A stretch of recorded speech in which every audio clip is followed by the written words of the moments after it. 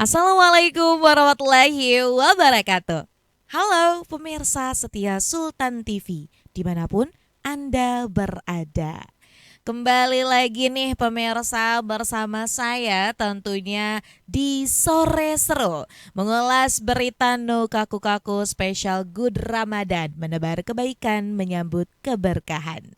Apa kabarnya nih hari ini pemirsa di hari Jumat yang wah kalau kita lihat ya ini cuacanya benar-benar panas banget dan wah pokoknya bagi yang berpuasa mungkin agak menguji ya.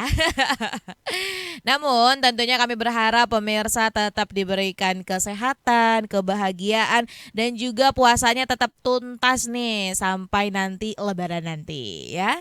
Nah, tentunya pemirsa, meskipun kali ini saya sendiri tidak ada rekan, tidak ada Derry ya, nggak apa-apa nih ya. Tapi hari ini kami sudah menyiapkan berita-berita yang akan kita ulas secara seru, no kaku-kaku tentunya di sore seru.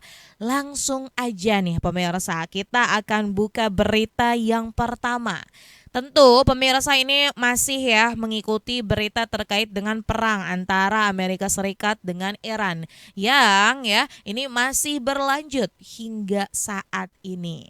Nah, ini kalau kita lihat ya pemirsa, dampaknya ini kan ternyata memang bukan cuman kepada dua negara tersebut, tapi ya negara-negara lain akhirnya ini juga terkena dampak. Baik yang terkena dampak secara langsung ataupun yang tidak langsung. Dalam artian salah satunya contohnya perekonomiannya atau tadi minyaknya nih yang sekarang harga minyak nih di beberapa negara sudah mulai naik.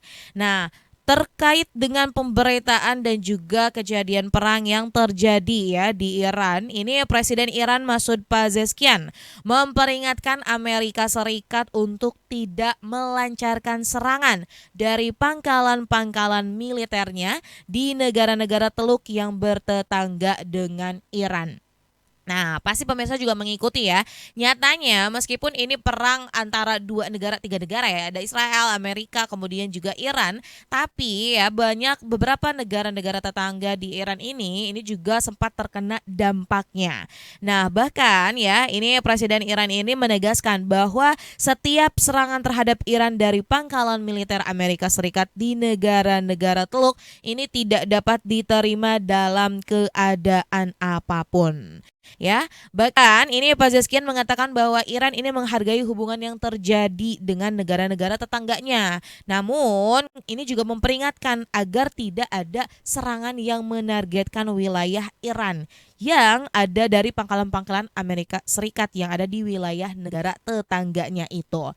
Kalau kita lihat ya, emang agak nggak nyambung gitu kan ya, yang masalahnya siapa gitu, tapi kenapa harus orang-orang ataupun negara-negara lain yang kenanya nih. Nah, ini khususnya mungkin teruntuk Amerika Serikat yang di bulan suci Ramadan ini ya, ini sungguh menguras kesabaran gitu ya, bukan hanya warga Muslim tapi juga seluruh warga di dunia ini ya, karena kita melihat bahwa dampaknya ini amat sangat luar biasa ya, bukan hanya untuk dua negara tersebut tapi untuk negara-negara yang lainnya.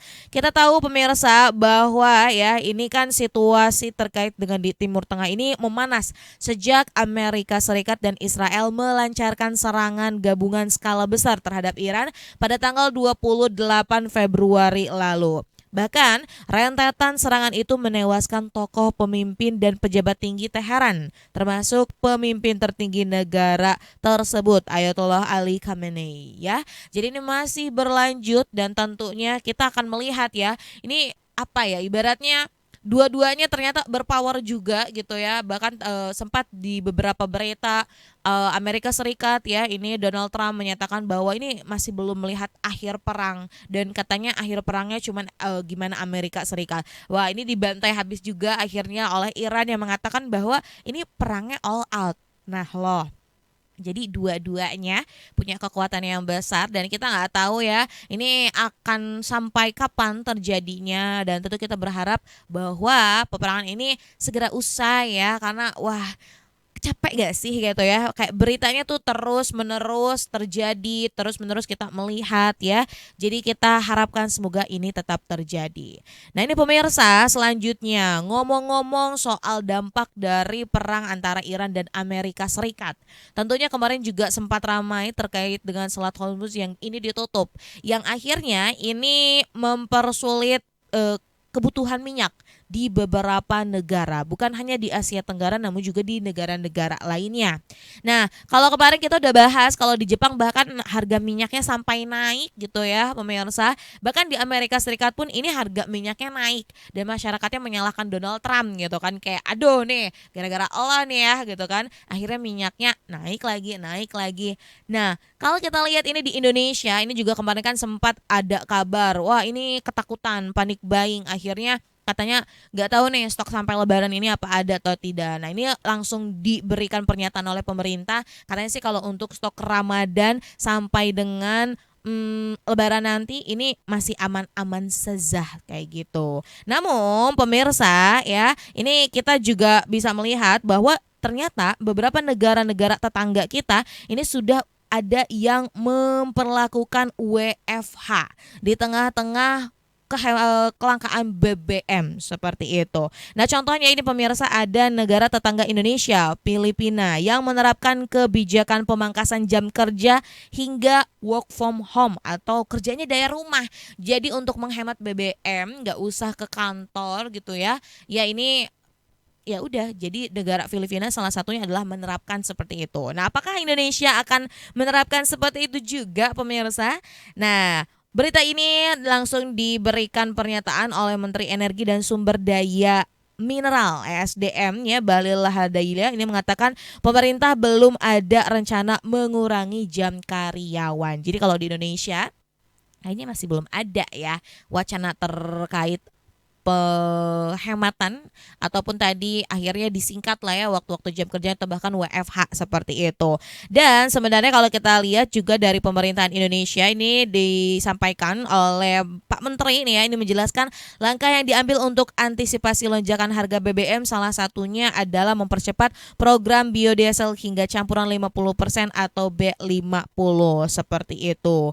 Nah, kalau kita lihat lagi ternyata juga beberapa negara udah ada yang mulai ini ya, karena kan ketakutan ketika benar-benar habis. Nah, ini bagaimana ya, salah satunya itu yang dilakukan oleh negara Filipina. Meskipun mengurangi jam kerja bagi para masyarakatnya, namun untuk sektor-sektor penting seperti kepolisian ataupun darurat lah ya, yang berkaitan dengan darurat ini tidak tidak dipersingkat waktunya atau tadi tidak ada penghematan BBM seperti itu. Jadi kan itu kan berkaitan dengan kemaslahatan umat seperti itu.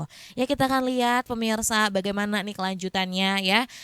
Semoga ini juga harapan di bulan suci Ramadan ini semuanya bisa adem ayem aja gitu ya. Dan tentunya kita di tengah-tengah mahalnya belanja-belanja bahan pokok dan lain-lain, kalau BBM ikut naik juga, wah kebayang ya akan seperti apa. Dan ini merupakan tugas pemerintah untuk memberikan keamanan dan juga tentunya memberikan fasilitas yang terbaik untuk masyarakat di Indonesia. Nah pemirsa, dua berita tadi sudah kita ulas bersama-sama ya di segmen pertama. Semoga ini juga memberikan insight nih kepada pemirsa setia Sultan TV dimanapun Anda berada. Namun ini masih belum puas ya, kita masih punya berita-berita yang lainnya di segmen berikutnya. Oleh karena itu tetap bersama kami di Sore Seru.